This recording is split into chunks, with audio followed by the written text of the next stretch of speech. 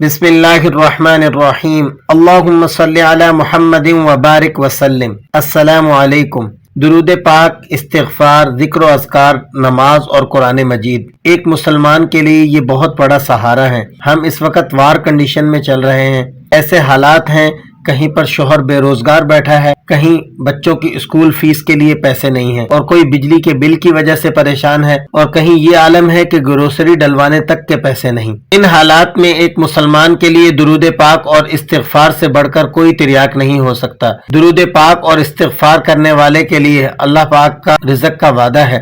درود پاک اپنی ترتیب اور الفاظ کے لحاظ سے انگنت ہیں، مگر درود ابراہیمی کی فضیلت اور خاص خصوصیت یہ ہے کہ یہ بہت مؤثر ہے، اور 100 مرتبہ درود ابراہیمی کو پڑھنا، اس کے جو فیوز ہیں اور برکات ہیں یہ بہت زیادہ ہیں۔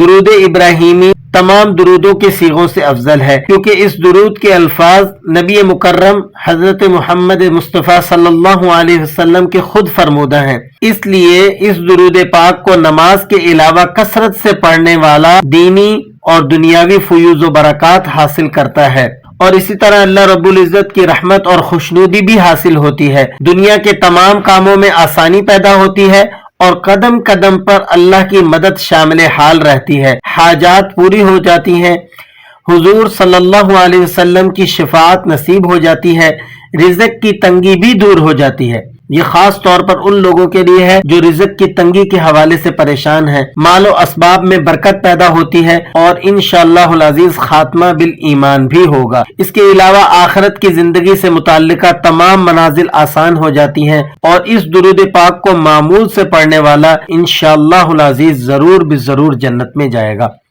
اس درود پاک کی سند بخاری شریف کی یہ روایت ہے کہ حضرت عبد الرحمن بن ابی لیلہ نے کہا کہ ہم کعب بن عجرہ سے ملے۔ انہوں نے کہا کہ میں تمہیں حضور صلی اللہ علیہ وسلم کی حدیث سناؤں؟ ہم نے کہا فرمائیے۔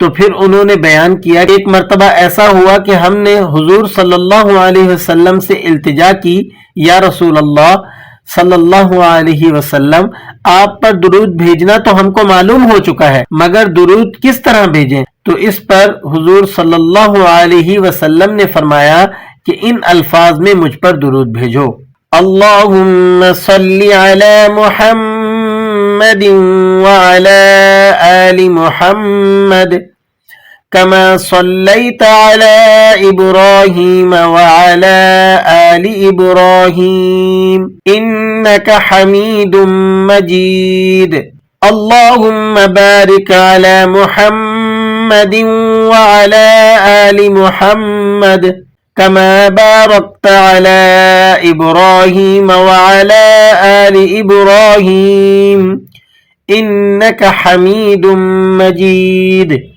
یہ درود ابراہیمی ہے، تو درود ابراہیمی کو ہم نے بار بار پڑھنا ہے، اپنے وظائف میں رکھنا ہے۔ کم از کم جو حضرات رزق کی تنگی کے حوالے سے پریشان ہیں، یا جن کی انکم کے اندر ان کا گزارا نہیں ہوتا، مال میں برکت نہیں ہے، تو وہ دن میں 100 مرتبہ درود ابراہیمی کو پڑھنے کا معمول بنائے۔ اللہ تبارک و تعالی ان کے رزق میں برکت بھی فرمائیں گے، اور ان کی جو آمدن ہے انشاءاللہ اس میں اتنی برکت ہو جائے گی کہ تمام ضروری کاموں کے لیے وہ پوری ہو جائے گی۔ تو آج کے سبق میں ہم نے اسی قدر سیکھا۔ دعاؤں میں یاد رکھیے، خوش رہیے گا۔ السلام علیکم ورحمۃ اللہ وبرکاتہ۔